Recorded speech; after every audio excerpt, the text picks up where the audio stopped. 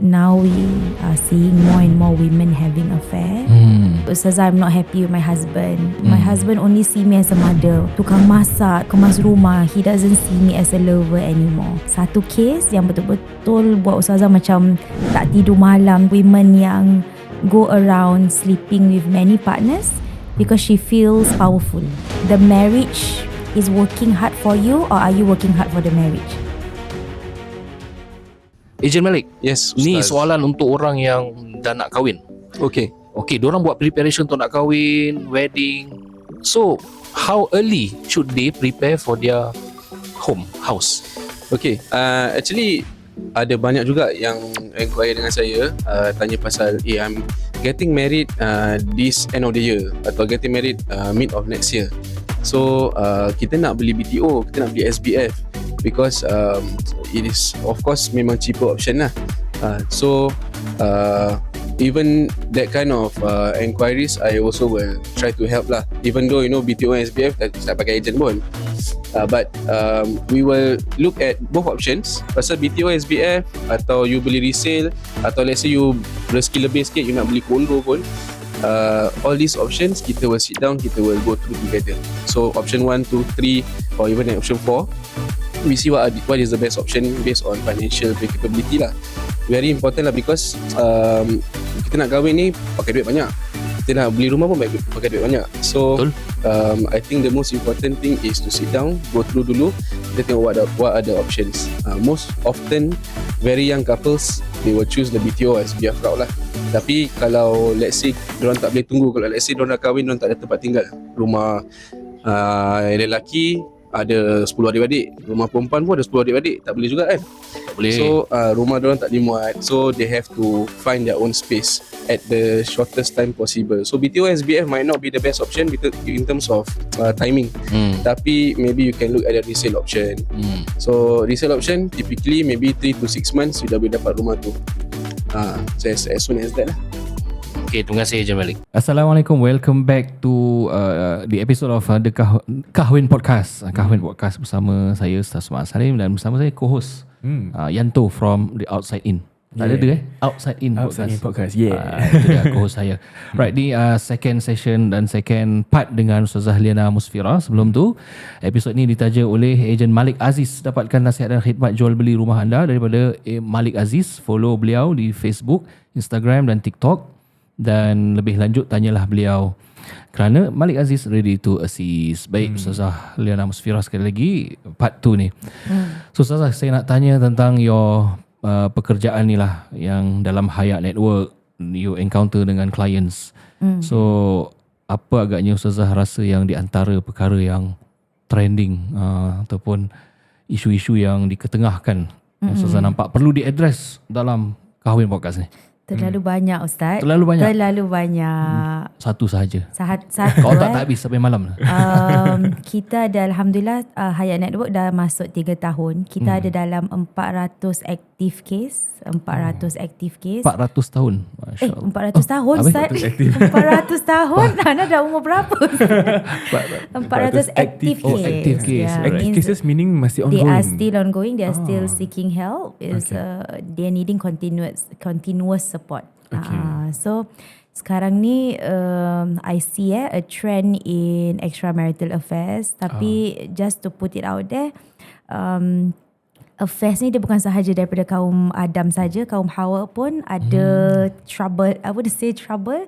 They are also struggling with affairs. So maknanya bagi mereka, Ustazah, I'm not happy with my husband. My husband tak faham I. My husband only see me as a mother. My husband only see me as tukang masak, tukang kemas rumah. He doesn't see me as a lover anymore.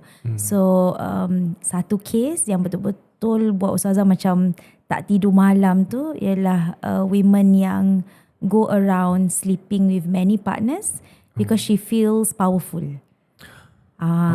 So it's dia tak tahulah menyedihkan ke, dia rasa macam ya Allah, macam mana kita nak bantu kan. So for her, she finds herself powerful and important when she can make others, or in this case men, happy. So and in some cases we also have addiction kan in our clinic. So sekarang ni if you think that affairs is only from men, that's where we are all wrong.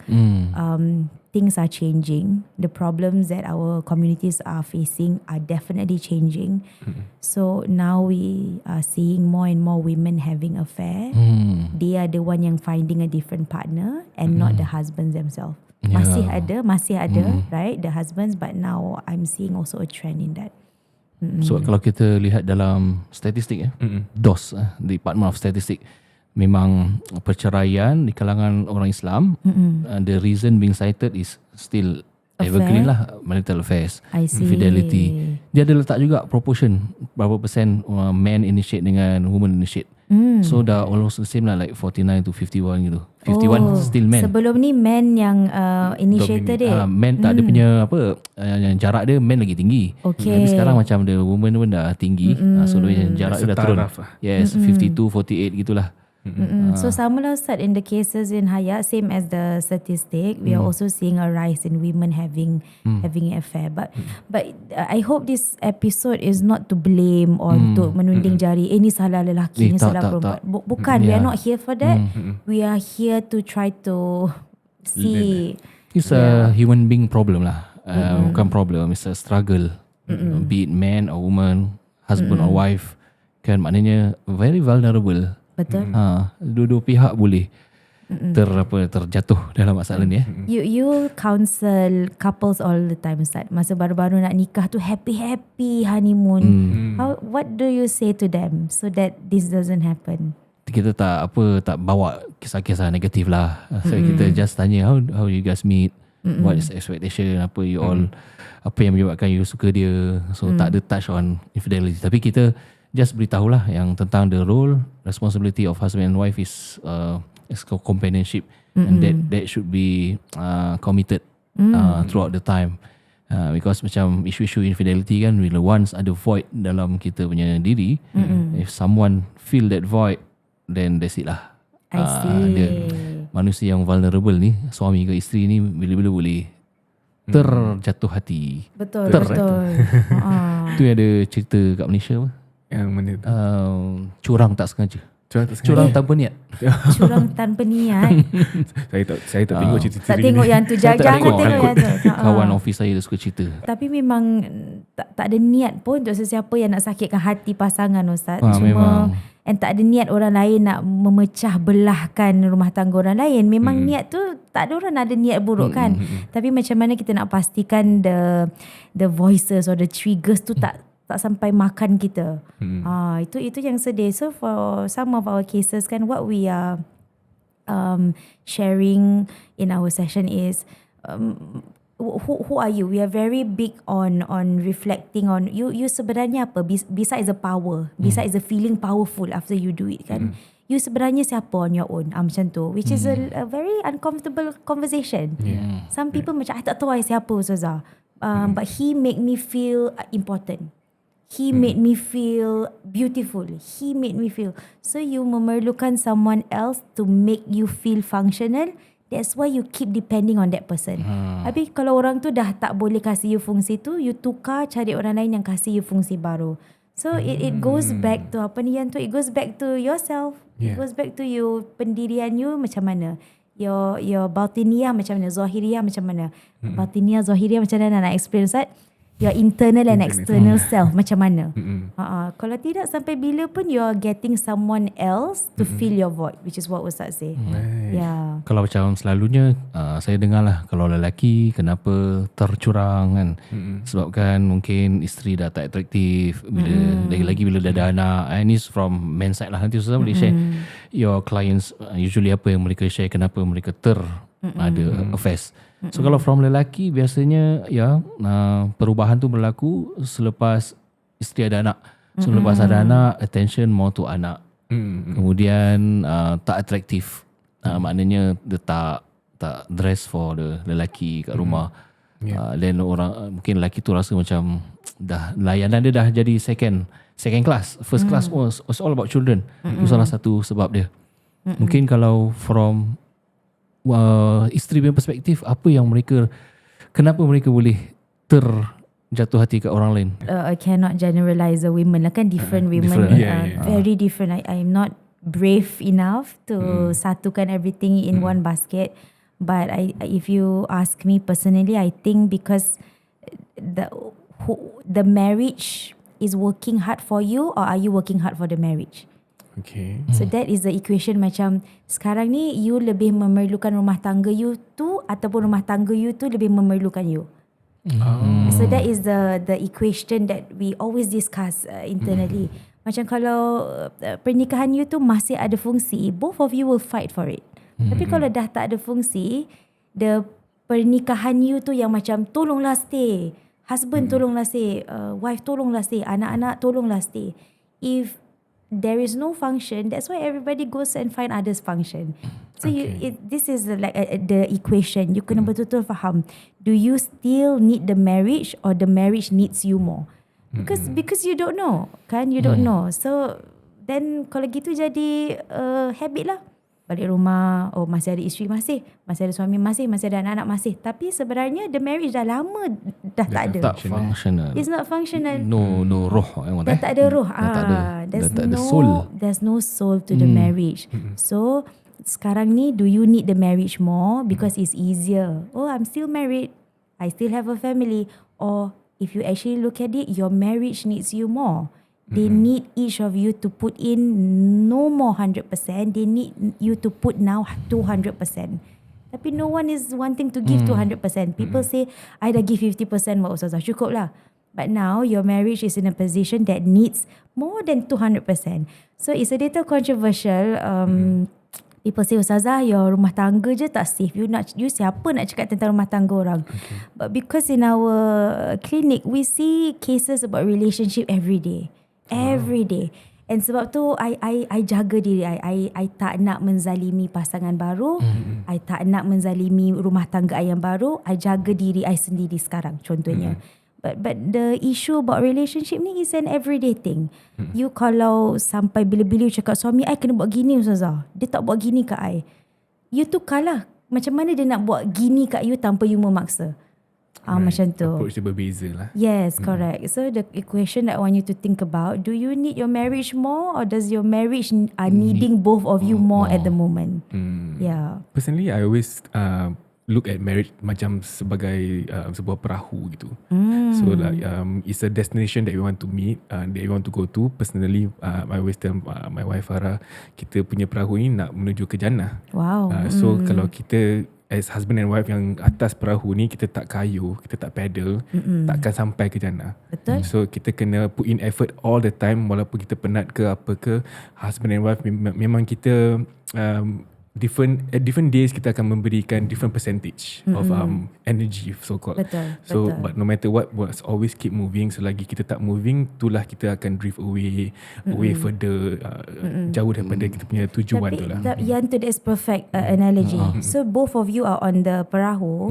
So if you look at affair, either one of you give the pedal to someone else. Sedangkan it's both of you having to hold the pedal, right? Correct. Kalau pedal tu dah tak bersesuaian, okay, tukar pedal baru. Kalau the perahu needs changing, okay, tukar the perahu. But sekarang ni, this you tak bagus, or you tak kuat nak push the perahu. Give the pedal to someone else. So when you give the pedal to someone else, that's when it's shaking. Lah. Yes. Because pada you macam yang tu dah tak ada fungsi lagi. Yang tu dah tak kuat nak hold the pedal. Okay, that's why you give someone else. That's where things start to shake. That's a good analogy. Good analogy. Mungkin someone else dia nak cocok perahu punya, kasih lubang, kasih pusing kan. Betul. You don't know intention macam mana. Or if you yang ke atas perahu tu, lepas tu you tengok Ustaz Maaz punya bukan perahu, Ustaz Maaz punya cruise. You see, so you don't focus on cruise ke on a bigger boat. You focus Cruise on dah your pakai perahu. bateri dah, tak payah. Yes. You see, when you start compare, and it doesn't help lah yang tu, when we look at social media, everyone is showing the happy side of relationship. And then you makan prata dengan sambal, you tengok husband you, kenapa husband I muka macam ni? You start comparing. That's where you don't focus on your own perahu. You want to be a cruise when actually you can make the best out of your perahu gitu. Need to write a book. Betul. Ya ke? Perahu Nanti co-writer. Sebab tu orang kata apa, bahtera rumah tangga. Dahsyat. Perkahwinan. Dahsyat. Kalau dua-dua ada pedal pun, tapi tak tahu nak pergi mana pun problematik juga. Betul. Dia dalam marriage. Tapi nak pergi mana bang? Kiri kanan, kiri kanan. Betul. Banyak sangat direction pun susah juga. Betul. Dia ni direct sini, dia direct sini. That's why the triangle yang I selalu belajar, atas is Allah. Kalau Allahu kita dekati diri dengan Allah, makin senang kita punya direction dia sama. Oh, okay. Suami isteri. Gini. Bagi jauh. Macam-macam Banyak ni. energy I belajar lah. Sebab tu kita ada outside in. Orang dah berpengalaman. Dia kumpulkan Dahsyat, orang-orang punya guest-guest. Alhamdulillah. Form their marriage punya philosophy. Masya Allah. But it's very yang tu Ustaz, is very humbling to see masyarakat kita sekarang lebih berani nak seek therapy help. Dulu bagi mereka macam ini aib keluarga, jangan bilang sesiapa, ini kita simpan, kita sembunyikan. Tapi kalau you tak seek help from professional, sampai bila lah perahu you tak gerak? Betul. You sekarang ni if you notice, I'm very humbled to see that more and more masyarakat kita yang memberanikan diri untuk seek help melalui terapi ataupun counselling ataupun mediation. Kan ada yang get an official mediator to come in. Sebab kalau tidak dulu sikit-sikit je ruqyah. Ini dia kena air lah Ustazah, dia kena nasi Sikit-sikit inilah. baca air, baca Sikit-sikit dia kena macam-macam. Semua nak salahkan jin. So now to get our masyarakat actually embracing professional help, that's very humbling. InsyaAllah. Yang lelaki pun dah more seeking therapy from lelaki. Dalam hayat banyak kaum Adam yang datang seek help, bukan isteri yang suruh, tak mereka sendiri. Dia saying that it takes a lot of courage, but I know I need this. Tapi with regards to therapy ni macam asatizah juga. Ada ramai asatizah yang ajar fake, tapi which asatizah fit you the most contohnya kan. Sama juga, you have to find the right counselor, the right therapist that can help you. So you kena cari, it's like a fit juga. Kalau isu tadi pasal infidelity, dia dalam infidelity ni ada tak elemen-elemen mental health disebabkan tak ada orang memahami saya, ataupun dia ada pihak because I cannot understand dia, sikit-sikit breakdown, sikit-sikit stress, depressed, so sebab tu I cari orang lain. Betul Ustaz. Kita tak tahu macam mana nak express what we actually feel, so we keep quiet. I think two reasons. One, we don't know how to articulate. The second one, kita automatically feel the other person cannot do it. So you don't know how to articulate. Macam I tak suka you cakap dengan I macam gini depan your mum. I ingatkan you tahu. I tak tahu. You have to tell me what is it. So number one is we don't know how to articulate properly what is the actual thing that is uncomfortable for us. Number two, you automatically jump to conclusion that orang tu cannot do what you want them to do. Automatically. You memang akan pilih mak you apa, you tak akan pilih I. You jumping to conclusion. Assumptions. So you assume that your husband cannot do it because in your mind dia tak boleh do it. But it's not fair. He can do it, but you're not giving him a chance. Right. So number one is the ability to the non-ability to articulate properly. Number two is jumping to conclusion that he cannot when you haven't even allowed him to try. When it comes to this kind of situations, conversing with your partner, mungkin it might be uncomfortable pasal kita tak pernah berbual pasal tu. But then the punya assumption is takut. It always starts from inside where nanti kalau saya tanya nanti dia marah. Betul. Atau kalau saya tegur dia tak happy. Diam lagi bagus. Diam lagi bagus. Then from there dia one after another makin banyak dia punya assumptions dia bertambah-tambah. Betul. More resentment is being held inside. Tu dah kita dah simpan pendam ni semua. Then it becomes a problem lah eventually. So macam nak approach antara let's say lah husband, dia tak faham wife punya struggles. So what is the advice to the husband? What is the best approach from the husband lah? Kita buat ni macam boys versus girls debate Ustaz. Ustaz representing the man, I represent kita gaduh. Okay, Ustaz dulu. Saya mediator. Okay, bersama Ejen Malik sekali lagi nak tanya ni pasal kalau pasangan tu dia dah ada pasangan yang dah berumah tangga, dia dah ada rumah. Okay. Sekali ialah keadaan ujian melanda kepada pasangan tu sehingga mereka tak dapat selamatkan rumah tangga mereka. Jadi mereka bercerailah, berpisah. So bila berpisah, semua harta-harta yang dikongsi itu mungkin kena dibagi-bagi. So kita nak tanya on behalf of mungkin ada yang berlaku di luar sana, bila masa yang sesuai untuk mereka engage agent untuk selesaikan rumah mereka bila mereka nak bercerai tu? Okay, so sebaik-baiknya bila kita boleh step in ni as an agent, bila you punya court order dah keluar, you punya final Syariah hearing, court. Syariah court final court hearing order. tu dah settle, Baru engage. baru engage lah. Atau you dah tahu, let's say sekarang hari is 30th October, jadi apa, 28 October, 28 October dia nak dia tahu dia punya hearing is 5th November. Okay. Actually sekarang dah boleh start to inquire lah. Okay. Tapi kita boleh bertindak only when the court order is out. Right. Because the court order will state apa dia punya bahagian, whether boleh jual ke tak. Sometimes court order cakap serahkan rumah ni kepada pihak isteri, example. Okay. Ada juga Ustaz, betul tak? Distribution of matrimonial asset. So, tapi most of the time dia court suruh jual lah. Okay. So bila jual dia bilang lah bahagian isteri berapa, bahagian suami berapa. Oh gitu. So cash proceed usually diorang kena minus muta'ah, ida kan, ni semua. So all this we will need to calculate based on the court order, then baru kita proceed tolong with jualkan. selling. So bila you tolong jualkan at the highest price lah, macam as a normal client. Betul. Bukan as a divorcee. Correct. Bukan jual below price. No. Try jual higher lah. So it depends, it not depends lah. It is the same selling process. Contohnya dalam Contohnya karakter. Ustaz, dalam karakter. Ni karakter suami yang bengis, yang ego. Okay. Wow. Sekarang I dah kasih you macam-macam. Rumah ada, pakaian semua. You nak apa semua I dah kasih. Tapi sekarang bila I nak minta you sesuatu, kadang-kadang you breakdown lah, you stress lah. Apa lagi yang you perlukan sebenarnya? Apa you nak dari I? So nanti kita marah lah Ustaz. You ingat cukup ke apa you Ustaz. kasih? Ustaz pula. Kau ni dalam dalam karakter. So, macam you ingat cukup ke apa you kasih? Pada you cukup lah. Pada I sebenarnya tak cukup. You are in your own world thinking that is enough. Actually it's not enough. Apa yang you nak? My friend got all of this. You only give me this. That's not enough.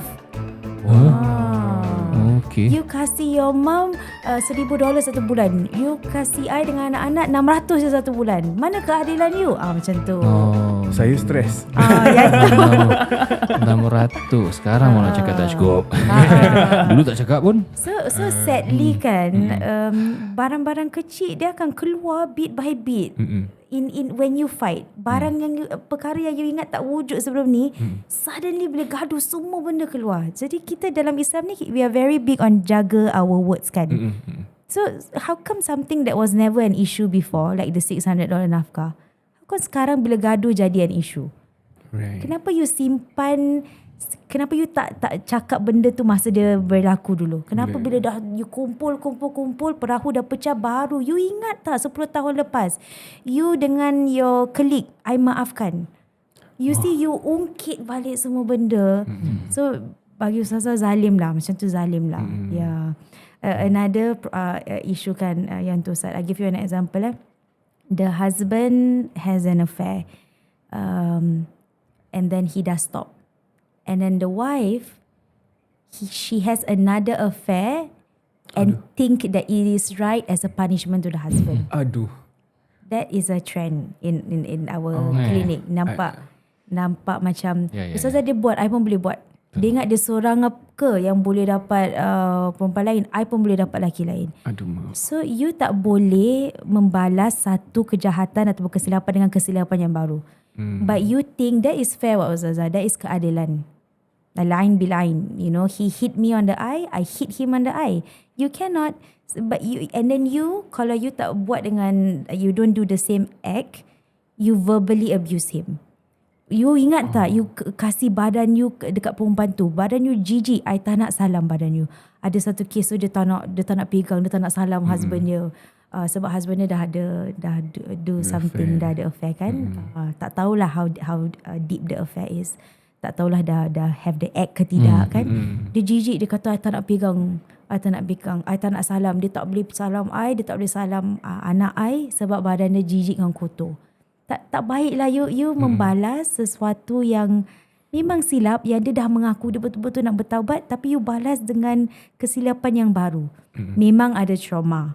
Kan? Memang ada trauma. I get it. You cannot have him close to you. Tapi for you to do with another man, or for you to haramkan badan you from your own husband, that one cannot. So what do? You deal with the trauma. Okay, macam mana Ustazah, I tengok dia tak boleh dekat. Every time I tengok muka dia je, I nampak that picture. I nampak that video that diorang buat. I nak buat apa? This is a serious issue that actually happens within the community. If you are listening to this and this is what you're going through, please know that we are not here to dismiss. We are not here to mempermainkan your situation. We make dua for your calmness. We make dua for your relationship. We make dua if there are children involved. We make dua for your children to be safe and protected. But please know that our intention to do this episode is to put it out, the reality of the community. The affair no longer is only by the men only, but also from the women as well. Yeah, so forgive us if you feel that macam kita dismiss or play with this situation. Please accept our apology. I think when it comes to affair also, like you mentioned tadi, with the rise in women also being the initiator kan. What's the, like, is there a common reason, like Ustaz mentioned tadi pasal mental health that is it like a byproduct of having mental health, ataupun how then do they resolve dorang punya keyakinan diri untuk I don't want to pursue this affair anymore? How then that maybe for your counsellors to address these issues? We don't know what comes first. Sometimes mental health comes first, and then they go into a relationship with someone new. Or sometimes they got into a relationship first, and then the guilt and the shame comes afterward. Okay. So it depends. Sometimes we don't know what comes first. Yeah, but you're right. They both go hand in hand. Okay. Because dah buat rasa sesal, rasa kesal, dia tak tahu nak buat apa. Sebab lagi nak kena bilang anak-anak ke tidak, and then nak kena tukar kerja. If it's with the same person at your job, you nak buat apa? Nak tukar kerja ke? So it can affect the well-being of someone. Yeah, so sometimes the affair comes first, and then the heaviness of mental sickness comes in. Sometimes you dah depression, and then you think having in a relationship can take away that depression, so it's the other way around. Right. Selalunya because you mentioned it, for almost 400 plus cases that's ongoing kan. I'm pretty sure some of it is still them trying to heal from this affair situation kan. Of course. Roughly in your experience in Hayaa Network kan, how's the trajectory of their recovery in terms of accepting their partners back into their life bila this affair happens? That's a good question, Yanto. Some relationship memang we tried so hard, and to separate is actually aslah. Is an aslah is a more, ada banyak lagi kebaikan dia. Okay. And the darar, the harm, if they continue, is worse for the relationship. So sometimes we did say, okay, you dah cuba, dah 6 tahun you all cuba. The addiction doesn't seem to go away, contohnya, kan? So it's different, really mengikut the intensity of the case. For some people, after 2 sessions, they got better, they started talking. For some people, it takes 10 years, contohnya. So it really depends on the couple, the system, the context, the severity of the trauma, the intensity of the affair. So all these questions we ask, dah berapa banyak kali, dah berapa lama, is it one partner or many partners, is it you dah tinggalkan and then you balik. So all these patterns we are being questioned. For Ustaz punya experience as in the marriage industry kan, how do they like macam when it comes to perceraian, when they pertengahkan dia punya case to you ke apa, what do you see in these couples, especially when it comes to infidelity? I think kalau for my couples tak berapa ramai yang terjebak dalam infidelity. Tapi ada juga kalau mereka perlukan. Pernahlah saya handle dan juga tiba dah jadi serius tone dia dah jadi macam guest So Ustaz ni Ustaz je podcast ni. Betul. Basically because kita tak boleh generalize juga. Tapi yang case yang saya handle, yang saya counsel adalah seorang suami ini memang before this dah ada kawan yang dia tak manage to unfriend dengan kawannya tu. Dia sangkut lah. Dia masih sangkut. So dia ingatkan dia boleh move on selepas bernikah dengan orang lain tu. Boleh lupakan dia. Tapi as time goes by, dia pun mungkin ke apa atau orang tu contact dia pun layan sampai ada affair. Existing cases. And affair is different from one person to another. Yang to some message is considered affair.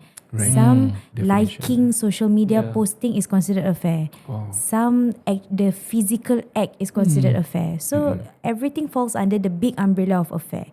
Kan you need to know what affair are you dealing with. Sebab some people, Ustazah, dia like satu gambar. Habis bila you tengok gambar tu gambar company. Semua dekat situ. You cannot say, Ustazah, he's having an affair. Why? Sebab dia like gambar perempuan tu ada dalam big company. Kan? So sometimes how do you know what's true and what's actually a clouded judgment? Clouded judgment. Sebab So definition dia berbeza daripada seorang. Betul. Daripada Definition berbeza. Calling after hours, after kerja habis pukul 9. The girl call that person 11 o'clock asking about, I tak tahu macam mana nak buat ni. That also can be considered affair if something has been going on. You see? So the definition of affair, for those who are listening, you need to identify what actually happened, what actually transpired. Mutually agree lah. Itu yang okay, saya believe lah. Macam kalau your own definition differs from your spouse definition, then both of you must come into one term. Okay, this is the boundary. Okay, kalau mungkin waktu saya single, saya okay socialize, boleh pergi lunch dengan sesiapa. Tapi for our partner, dia tak okay. Then kena put a stop lah to me lah. Which me and Farah had that conversation about her limitations, her boundaries and what my boundaries, because kita daripada berbeza punya background kan. So we had that conversation. I think when it comes to mingling with the opposite gender, what is acceptable, what is not. I mean, of course kita berpanduan agama lah, but at the same time pun ada certain things yang kita tak boleh terima. So kita kena faham pasal dia adalah isteri kita, dia adalah spouse kita. Kalau kita tak dengar kata-kata mereka and then kita just cakap, this is me, this is who I am, itu akan membawa masalah jugalah dalam this is rumah tangga kan. Kita kena come to a mutual consensus like what Ustaz mentioned tadi. So I strongly agree also.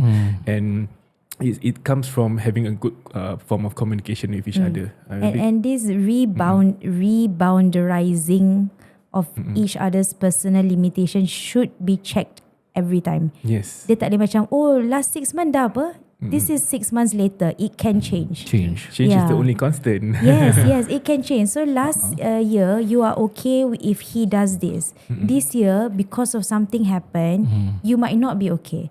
So if you look at these little flags, you wouldn't wait until the red flags come in and then baru you seek help. Yeah. Because this is macam Allah kasih kita wijhatut ta'aruf kan. Allah kasih kita ruang untuk mengenali macam-macam. So kadang-kadang cara your isteri minum the tea pun, itu wijhatut ta'aruf. Itu cara macam mana you nak mengenali dia. Cara your husband deal with orang yang potong jalan dia dekat custom pun, that's how you get to know him. So why don't you appreciate this little signs of ta'aruf ni, sedangkan Allah dah tunjukkan. You know, kenapa you dah tunggu, dah ada problem, baru semua benda. You tahu tak, I tak suka you berdengkur. Kenapa selama ni you okay? I tak suka you talk to that cousin. You know, so betul kan Ustaz, the wijhatut ta'aruf. Allah kasih ruang untuk mengenali melalui pelbagai cara. Ada yang kecil, ada yang besar. Take it, reflect upon it and see what you have to do with it. Wow, insyaAllah. Panjang ni, kita boleh perpanjangkan lagi episod perbualan tentang relationship in general. Tapi saya sangat happy lah Ustazah Liyana Musfirah bersama kita untuk mencernakan, Alhamdulillah. untuk mewarnai perbincangan berkenaan dengan relationship, marriage, fidelity. Dan juga thank you Yanto impromptu. Thank you jemput saya juga. Kalau insyaAllah. Mungkin untuk penutup Ustaz dengan Yanto, doa di antara doa yang Ustazah selalu sarankan anak-anak murid Ustazah or those who are watching, terlalu banyak distraction dekat dunia ni sampai kan you tak tahu apa yang benar dan apa yang batil kan. So you baca doa yang Nabi SAW ajarkan. Bismillahirrahmanirrahim. Allahumma arinal haqqa haqqa warzuqna ittiba'ah wa arinal batila batila warzuqna ijtinabah. Ya Allah, tunjukkan kepada kami apa yang benar dan berikanlah kemudahan untuk kami mengikut apa yang benar. Dan tunjukkanlah kepada kami apa yang batil dan berikanlah kami kekuatan untuk jauhkan apa yang batil. Ya, jadi kalau selagi you ada protection agama, you jangan risau, insya-Allah Allah jaga. InsyaAllah. Very good. Doa yang boleh kita amalkan. Hak batil bukan saja isu-isu dunia. Hak batil dalam family kita. Kita main presumption, ya, orang kata tu prejudice. Kita sangkaan buruk kan. Mungkin itu bukan hak. Jadi jangan buruk sangka. Just tabayun untuk clarify, seek clarification daripada pasangan atau sesiapa sahajalah yang sedang anda ada isu dengan. Okay, sekali lagi thank you very much for this episode, Ustazah. Hopefully kalau ada lagi rezeki boleh kita bertemu lagi. Kesempatan, insyaAllah. Alright, ditajakan oleh Ejen Malik. Dapatkan nasihat dan khidmat jual beli rumah anda daripada Malik Aziz. Follow beliau di Instagram, TikTok, Facebook Malik Aziz tu lebih lanjut sebab Malik Aziz ready to assist. Alhamdulillah. Thank you Ustaz Yanto sudi have me on your podcast. Pleasure is mine, pleasure is ours. Alright, kita bertemu lagi dalam episod yang akan datang bersama Kawin Podcast. Wassalamualaikum warahmatullahi wabarakatuh.